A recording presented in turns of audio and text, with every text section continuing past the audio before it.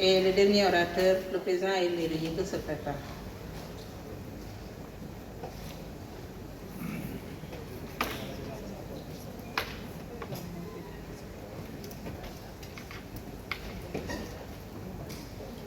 Merci bien, Madame la Présidente. Madame la Présidente, Messieurs les ministres, Mesdames, Messieurs les honorables députés, assalamu alaikum. Je voudrais d'abord, avant de commencer mon propos, me réjouir de la qualité de la prestation de M. Diouf, l'honorable député. Je n'ai pas eu l'occasion de le suivre sur la totalité de son intervention, mais les quelques aspects que j'ai eu à écouter m'ont ravi et m'ont vraiment réconforté. Cela dit, Monsieur le ministre, je voudrais avec vous revenir sur la politique culturelle du Sénégal, parce que je pense qu'on a un sérieux problème avec la culture dans notre pays.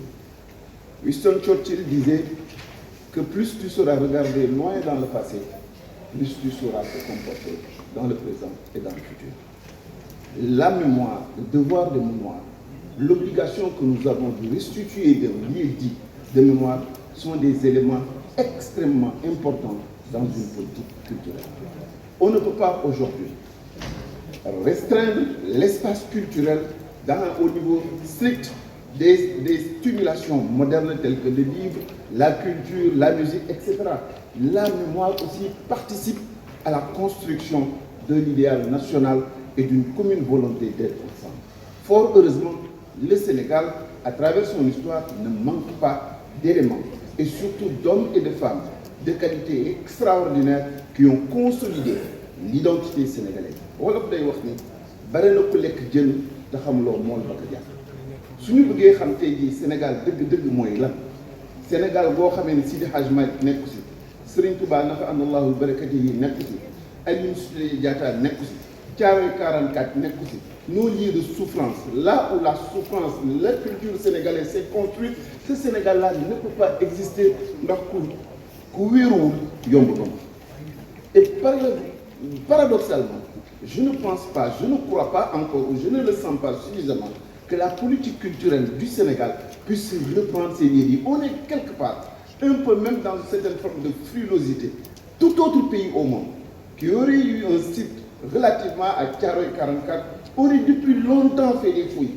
Restituer cette histoire-là, non pas dans une forme de revendication ou encore dans une forme de contradiction, mais certainement dans une forme d'assumation de notre culture, d'assumation de notre pensée et de donner une place prépondérante à ceux qui ont souffert pour ce pays, ceux qui ont construit ce pays, ceux qui ont donné leur sang, leur dignité, leur honneur pour que le Sénégal puisse construire. C'est comme ça, je pense, que la politique culturelle d'un pays doit être construite. Qui connaît aujourd'hui Pathé Badiane? Qui connaît ce lieu-dit qui a vu l'honneur Sin et la piété des Saloum Saloum se conjuguer dans une certaine forme d'identité qui construit le Sénégal d'aujourd'hui?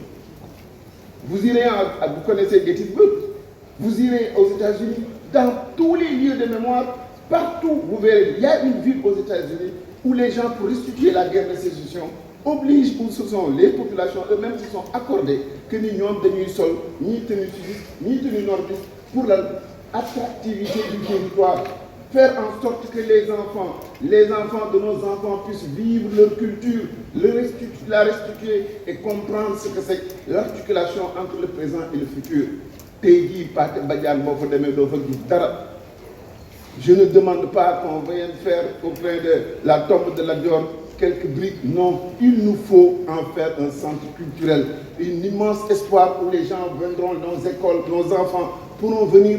Ñu war nan la mag yu baax yi nekkoon ci réew mi yan coono la ñu am keroog bisub xare déxale. Qu'est-ce qui s'est passé? Comment la Dior s'est démêlé? Comment il a construit sa résistance? Et pourquoi aujourd'hui on est fier de cela? Yéri Dior Ndeer wala fii dañuy wax naan jom jàng Thiès deret jàng Boliana bopp baa nga France. C'est une situation épique de vie dans notre culture, une souffrance que nous avons subie, une contradiction entre un homme et une puissance coloniale. Et je pense que de ce point de vue-là, si on veut trouver l'identité nationale, les éléments de justification du comment vouloir vivre ensemble, il ne faut nécessairement qu'à loi. Et tous ces lieux dits là puissent être restitués. Il ne s'agit même pas, monsieur le ministre, d'aller prendre dans le budget national.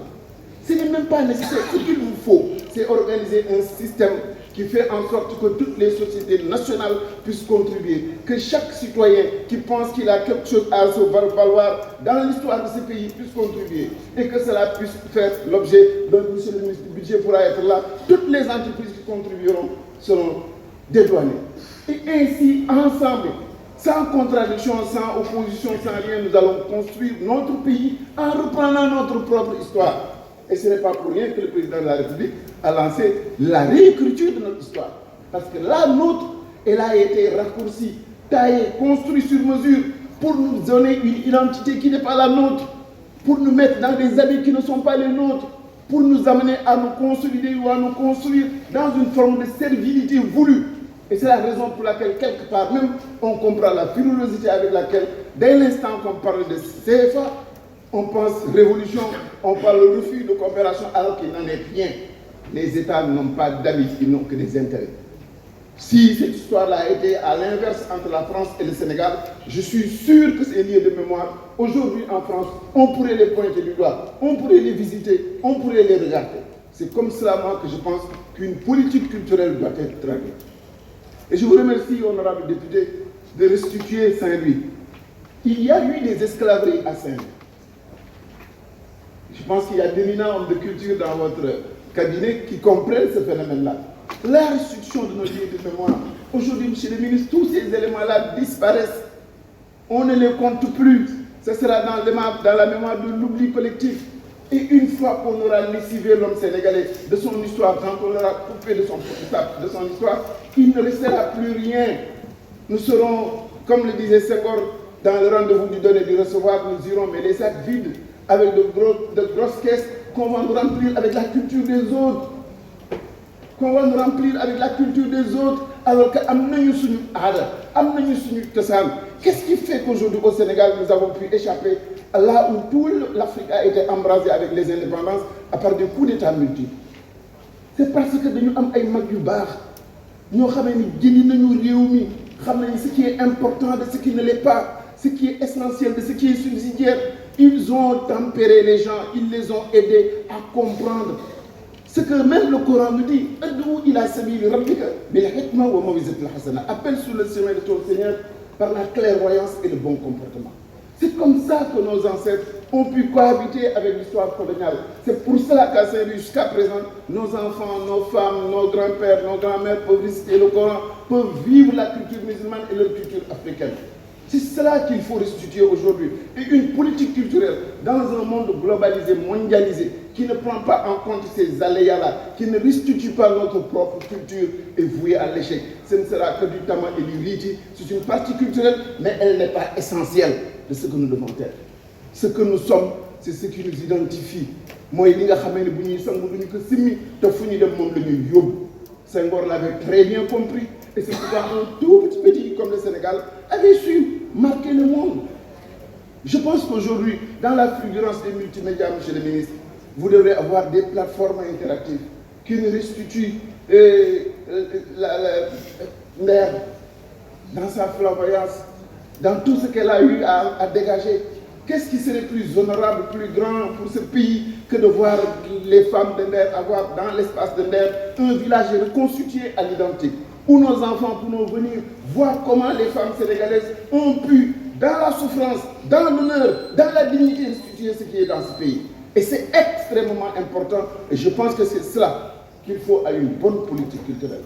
C'est comme cela que nous devrons construire notre pays. Le temps est terminé. Ah oui, je crois qu'il y avait des sonneries. Bon, c'est pas grave. Voilà, merci beaucoup. La parole à l'honorable député, le président Émile Mine. Je vous remercie, Madame la Présidente. Monsieur le ministre de la Culture, Messieurs les ministres, Madame, Messieurs, les collaborateurs des ministres, chers collègues.